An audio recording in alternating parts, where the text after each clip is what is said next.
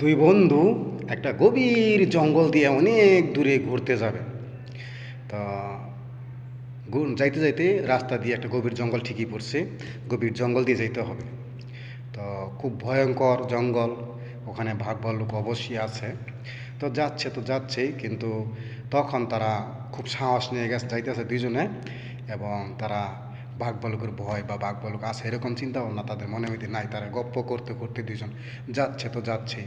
হঠাৎ করে এক বন্ধু দেখতেছে কি একটা কম্বলের মতো জানি কি পরে রয়েছে সুন্দর।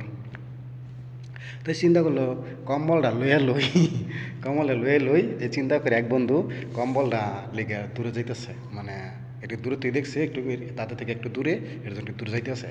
আরেক বন্ধু সোজাই হাঁটতেছে, কয় আয়, কয় না কম্বল লই র, কয় তাড়াতাড়ি আইসে, কম্বল চুল ভাত দিছে যাই কে র, এটা ভয় করে এমনই। তো কইতে কইতে সে যাইতেছে।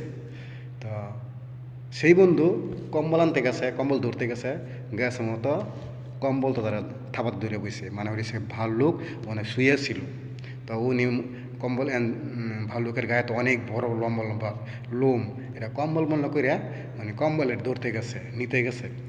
কম্বল মানে ভাল্লুকে তো তারা ভালো মতো দৌড়ে বইছে। পরে সে তো আর ছুটতে পারতেছে না, তার ভালো মতো খাবলা ধরছে। মানে মনে হয় কামড় দেয় না, এমনি হাত দিয়ে ধরছে মনে হয় তারে।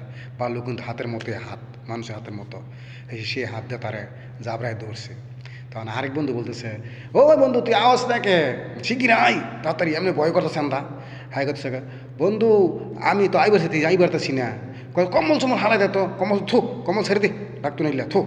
হাই করতেছে, বন্ধু আমি কম্বল তো ছাড়বার চাই, কম্বলও তো আমার ছাড়ে না।